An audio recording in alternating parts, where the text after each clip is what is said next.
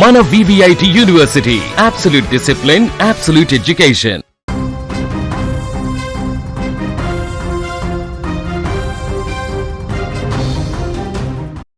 తమిళనాడు రాజకీయాల్లో ప్రస్తుతం అటు సీఎంగా ఉన్నటువంటి విజయ్, అదేవిధంగా ప్రతిపక్ష నాయకుడిగా ఉన్నటువంటి ఉదయనిధి స్టాలిన్, మాజీ డిప్యూటీ సీఎంగా పనిచేసిన ఉదయనిధి స్టాలిన్ మధ్య ఒక ఆసక్తికరమైనటువంటి రసవత్తరమైన పోరు నడుస్తుంది. ఎందుకంటే సినిమాల్లో ఇద్దరు కూడా హీరోలే, అటు విజయ్ కానీ అదేవిధంగా ఉదయనిధి స్టాలిన్ కానీ ఇద్దరు కూడా సినిమా రంగం నుంచి రాజకీయాల్లోకి వచ్చినటువంటి వ్యక్తులే.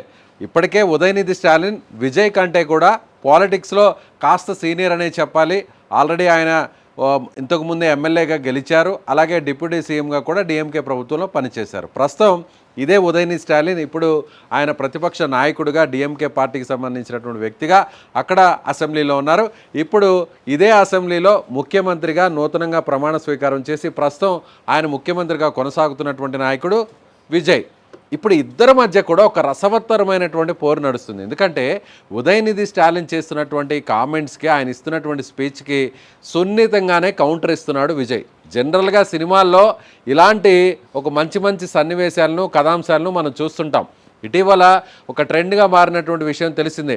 సినిమాలన్నీ కూడా సూపర్ హిట్ అవ్వాలంటే అందులో నాయకుడు, ప్రతినాయకుడు ఇద్దరు కూడా సమఉజ్జీలుగా ఉండాలంటే మంచి అదే స్థాయిలో ఉన్నటువంటి హీరోకి తగ్గట్టుగా ఉన్నటువంటి ప్రతినాయకుడిని పాత్రని ఎంచుకుంటున్నారు.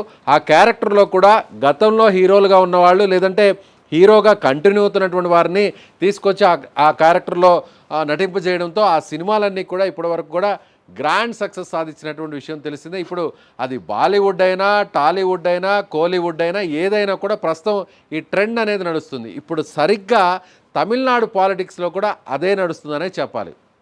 ఇద్దరు నాయకుల మధ్య, ఇద్దరు హీరోల మధ్య నడుస్తున్నటువంటి ఈ ఆసక్తికరమైన ఫైట్ సో అందరికి కూడా ఒక రకమైనటువంటి ఎంటర్టైన్ చేస్తుంది. మరోవైపు పాలిటిక్స్ని కూడా హీటెక్కిచ్చేలా చేస్తుందనే చెప్పాలి. అదేంటంటే విజయ్కి సంబంధించి మొదట విజయ్ వైపు ప్రమాణ స్వీకారం చేసిన తర్వాత అటువైపు కూడా చూడకుండా వెళ్ళిపోయాడు.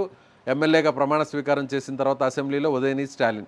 ఆ తర్వాత ఇచ్చినటువంటి స్పీచ్లో కూడా విజయ్కి కౌంటర్ ఇచ్చారు. విజయ్ ప్రభుత్వం ఒక సుస్థిరమైనటువంటి ప్రభుత్వం కాదు, మైనారిటీ ప్రభుత్వం.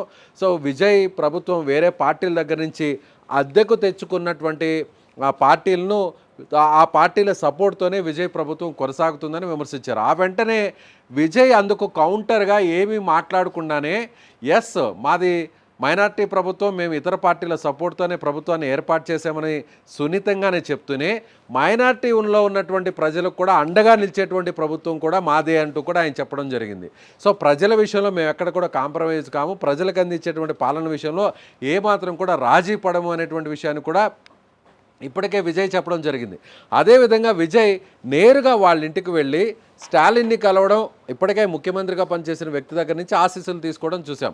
అప్పుడు మాత్రం నేరుగా ఇదే ఉదయనిధి స్టాలిన్ నేరుగా విజయ్ని అక్కడ ఆయన స్వాగతం పలకడం, బయట ఇంటి బయట వచ్చి గేటు బయట ఆయన డోర్ బయట వచ్చి ఆయన్ని ఆలింగనం చేసుకొని నేరుగా తండ్రి వద్దకు తీసుకెళ్ళాం. ఇదంతా కూడా చూసాం. అయితే నిన్న తర్వాత 2 రోజుల తర్వాత జరిగినటువంటి పరిణామాలు, 2 రోజుల తర్వాత ఇద్దరి మధ్య మాటల యుద్ధం హీటెక్కిస్తుంది. ముఖ్యంగా ఉదయనిధి స్టాలిన్ గతంలో చేసిన విధంగానే అధికారంలో ఉన్నప్పుడు, ఉప ముఖ్యమంత్రిగా ఉన్నప్పుడు చేసినటువంటి వ్యాఖ్యల్ని ఆయన మళ్ళీ తిరిగి కొనసాగించారు. ఆ వ్యాఖ్యలు వివాదాస్పద వ్యాఖ్యల్ని ఆయన కట్టుబడి ఉన్నారు. పలు సందర్భాల్లో కూడా ఇదే విషయాన్ని చెప్పారు. అది సనాతన ధర్మం విషయంలో ఆయన మళ్ళీ కూడా ఇప్పుడు ప్రతిపక్ష నాయకుడు హోదాలో కూడా మళ్ళీ అలాంటి మాటలనే ఆయన మాట్లాడడం జరిగింది. ఈ కొత్త అసెంబ్లీలో కూడా ఏమన్నారంటే సనాతన ధర్మాన్ని నిర్మూలించే విధంగా కూడా తమ పోరాటం కొనసాగుతుంది. ప్రభుత్వం కూడా అందుకు తగ్గట్టుగానే పనిచేయాలి. ద్రవిడ సిద్ధాంతానికి తాము కట్టుబడి ఉన్నాము అనేటువంటి విషయాన్ని మళ్ళీ ఉద్ఘాటించారు. గతంలో డిప్యూటీ సీఎంగా పనిచేసిన టైంలో ఏం మాట్లాడారో ఇప్పుడు మళ్ళీ కూడా ప్రతిపక్ష నాయకుడిగా ఉన్నటువంటి ఆ హోదాలో కూడా అదేవిధంగా ఉదయనిధి స్టాలిన్ మాట్లాడారు.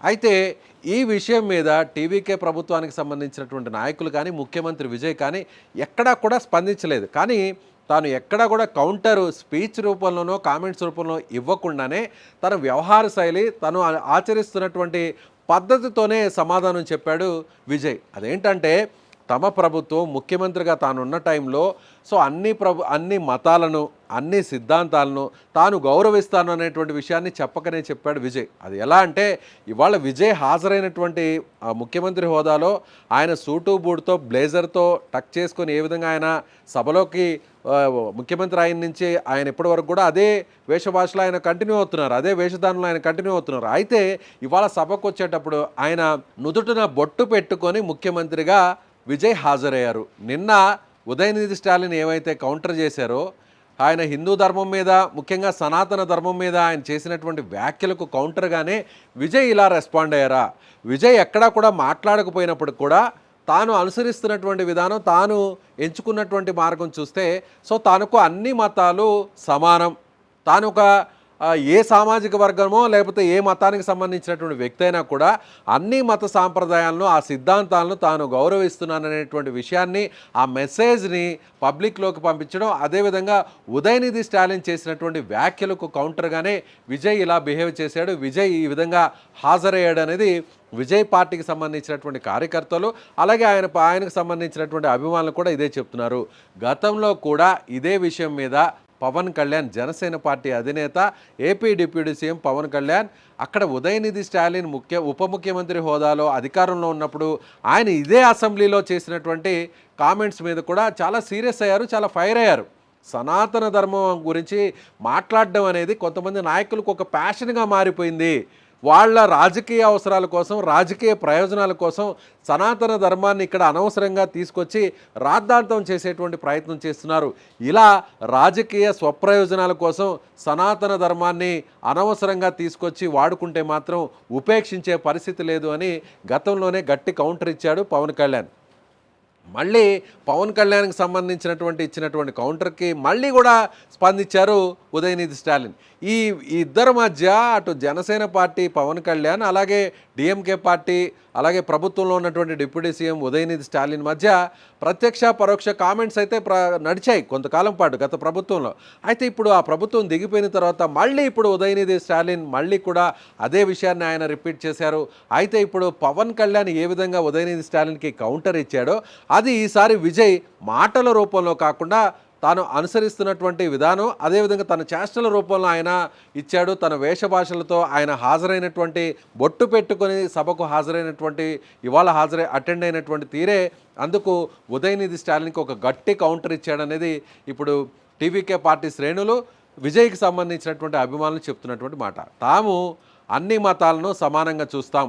ఎన్నికలకు ముందు విజయ్ ఏ విధంగా వాగ్దానం చేశాడో, ప్రచారంలో ఆయన ఏ విషయాన్ని అయితే తన ప్రసంగంలో చెప్పాడో ఇప్పుడు అధికారంలోకి వచ్చిన తర్వాత కూడా అదే అనుసరిస్తున్నాడు. అందుకనే విజయ్ ఇప్పుడు హిందూ మతాన్ని గౌరవించడం, అదేవిధంగా సనాతన ధర్మాన్ని కూడా ఆయన పరోక్షంగానో ప్రత్యక్షంగానో తన వేషభాషలతో ఆయన గట్టిగా సపోర్ట్ చేస్తున్నాడు. ముఖ్యంగా అన్నిటికంటే కూడా ఉదయనిధి స్టాలిన్ ఇచ్చినటువంటి ఆ స్పీచ్కి వ్యతిరేకంగానే విజయ్ ఇలా బిహేవ్ చేశారనేది కూడా కొంతమంది కొన్ని వర్గాలు చెప్తున్నటువంటి మాటగా చెప్పాలి. ఏదేమైనా కూడా ఇప్పుడు తమిళనాడు రాజకీయాల్లో అక్కడ ప్రస్తుతం అసెంబ్లీలో జరుగుతున్నటువంటి ఈ ఫైట్ ఇద్దరు హీరోల మధ్య, అంటే హీరోలు అంటే గతంలో వాళ్ళు హీరోలుగా పనిచేశారు, సినిమాల్లో పనిచేసినటువంటి వ్యక్తులు, ఎవరి ఫ్యాన్ బేస్ వాళ్ళకుంది, అదేవిధంగా ఎవరి బ్యాక్గ్రౌండ్ కూడా వాళ్ళకుంది. ఇప్పుడు తాజాగా పాలిటిక్స్ నుంచి ఇప్పుడు వచ్చినటువంటి ఇద్దరు వ్యక్తులు, అంటే సినిమాల నుంచి పాలిటిక్స్లోకి వచ్చినటువంటి ఇద్దరు వ్యక్తులు కూడా అసెంబ్లీలో చేస్తున్నటువంటి కామెంట్స్ కానీ అందుకు కౌంటర్గా ఇస్తున్నటువంటి ప్రతిచర్య కూడా ఇప్పుడు చాలా ఆసక్తికరంగా మారింది. ఇప్పుడు ఉదయనిధి స్టాలిన్ చేసినటువంటి ఈ సనాతన ధర్మానికి కౌంటర్గానే విజయ్ ఇప్పుడు నుదుటిన బొట్టు పెట్టుకొని అసెంబ్లీకి హాజరయ్యారు. అదే విధంగా ఆయన ముఖ్యమంత్రి హోదాలో ప్రసంగించారనేది ఇప్పుడు కొన్ని వర్గాలు చెప్తున్నటువంటి మాట. ఏదేమైనా ఇద్దరి మధ్య జరుగుతున్నటువంటి ఫైట్ అనేది అటు మాటల ఫైట్ కావచ్చు, లేదంటే కౌంటర్స్ కావచ్చు, చాలా ఇంట్రెస్టింగ్గా తమిళనాడు పాలిటిక్స్లో మారాయి. తమిళనాడు పాలిటిక్స్తో పాటుగా తెలుగు రాష్ట్రాల్లో కూడా ఇది ఒక ఆసక్తికరమైనటువంటి అంశంగా మారిందని మనం చెప్పవచ్చు.